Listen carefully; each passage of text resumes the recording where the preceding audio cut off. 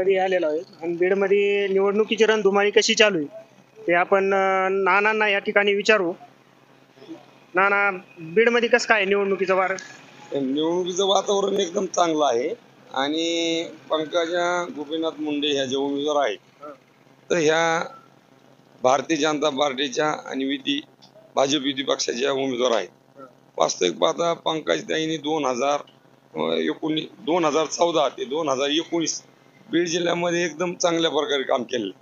त्याच्यामुळे निवडणुकीमध्ये काही अशी अडचण नाही, निकाल एकतर्फी असं वातावरण आहे सध्या. ताईचं वातावरण चांगलं आहे. इथं जातीपातीचा जे विचार आहे ते होणार नाही. इथं विकासाच्या मुद्द्यावर मतदान होणार आहे सगळं, आणि ताई चांगल्या लीडनी निवडून येणार आहे. बरं, ताईंनी काय गेल्या ह्याच्यामध्ये जे खासदार होत्या प्रीतमताई, त्यांनी कोणता विकास केला होता असा? खासदार ताईंनी राष्ट्रीय महामार्गाचा विकास, माजलगावमध्ये आज 4 राष्ट्रीय मार्ग आहेत. प्रत्येक तालुक्यातून राष्ट्रीय महामार्ग गेलेले आहेत. रेल्वेचा प्रश्न 95% आसपास मार्गी लागलेला आहे.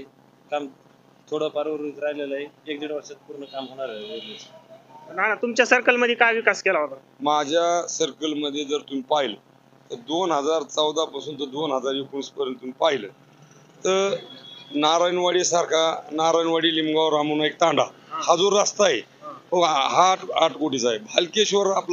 भालकेश्वर ते भालगाव फाटा हा 12 किलोमीटरचा रस्ता 8 कोटी रुपयाचा आहे. पुन्हा भालकेश्वर हा 1.5 कोटी रुपयाचा आहे. वनगळवाडी लिमगाव आनंदवाडी हा 3 कोटी रुपयाचा आहे. पुन्हा मुंगसवाडे ते टेंभुर्णी हा 12 कोटीचा रस्ता आहे. असे सगळे कोटीचे रस्ते काम झालेत. हे कोणामुळे झाले तर मुख्यमंत्री सडक योजनेतून हे ताईंनी कामं केली. आणि जलयुक्त शिवारामधून तुम्ही जर माझ्या सर्कलमध्ये पाहायला आलात तर तुम्हाला असं एक बी गाव सापडणार नाही की ज्या गावामध्ये 4 बांधारे नाही. आपल्याकडं एक तरडगाव गाव आहे ते बाउंड्रीला आहे, म्हणजे शिरूर तालुक्याच्या बाउंड्रीला गाव आहे. तर त्या गावामध्ये 16 बांधारे झालेली.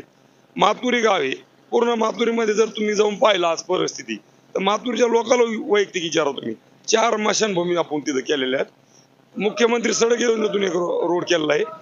असं एक बी गाव जातीपातीच्या राजकारण असं केलेलं नाही ताई साहेबांनी. आणि हे आम्हाला विचारण्यापेक्षा तुम्ही त्या समाजात जाऊन जर विचारलं की बा मातुरीमध्ये काय परिस्थिती, लिमगावमध्ये काय परिस्थिती, वनगळवाडी नारायणवाडीमध्ये काय परिस्थिती, हे कामाचं काम विकास ठेवून पुढे काम केलंय. आणि समोरचा उमेदवारांनी विकासाची गणित सांगावं की मी हा विकास केला. गेल्या इलेक्शनला स्वतः बजरंग सोनवणे उमेदवार होते, त्यांना 5,15,000 ते 9,000 मतं पडली होती. 5 वर्षात ते एकाला भेटले नाही. आज काय मुद्दा घेऊन चालले ते की मी मराठा उमेदवार, हाच मुद्दा आहे ना. मग ते मनोज दादा जरांगे पाटील असतील आमचे एखाद्या उपोषणाला भेटले का? मी भेटलो, सुरेश अण्णा धस भेटले, मातुरीचे सरपंच आम्ही जाऊन भेटलो, 4 वेळेस भेटलो, मनोज दादा संग चर्चा केली. त्यांचा मुद्दा रास्त आहे की आरक्षण पाहिजे. ते सरकारने 10% त्यांना आरक्षण दिलंय. कुणबीचे प्रमाणपत्र मिळतं. वास्तविक आता मराठा समाजामध्ये आरक्षणची काही रिॲक्शन नाही. हे कुणीतरी जाणून बुजून पेरल्यासारखं काम चाललंय.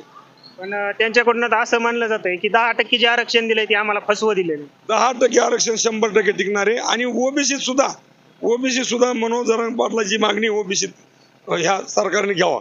आमचं ओबीसीत घ्यायला विरोध नाही ना. सगळ्या लोकांनी संमती त्यांना दिली. आमची संमतीची पहिल्यापासून ओबीसी मध्ये तर उलट 27% आलेले, ते चांगले. आम्हाला आनंद आहे. मराठा समाज ओबीसीत आलेला मी तर 101 तोफा पाहिजे की स्वतः मराठा समाज ओबीसीत आला तर त्याचा मी आनंदाने स्वीकार करेन. विरोधाकडून तर असं म्हणलं जातंय की ज्या ठिकाणी मराठा समाज आहे त्या ठिकाणी ताईकडनं निधी दिला जात नाही, आणि ज्या ठिकाणी त्यांचा समाज आहे तिथं निधी दिला जातो. अगदी रास्त बोलले तुम्ही. वास्तविक आता हे पेरले गेले. तुम्हाला मी मातुरीचं उदाहरण दिलं.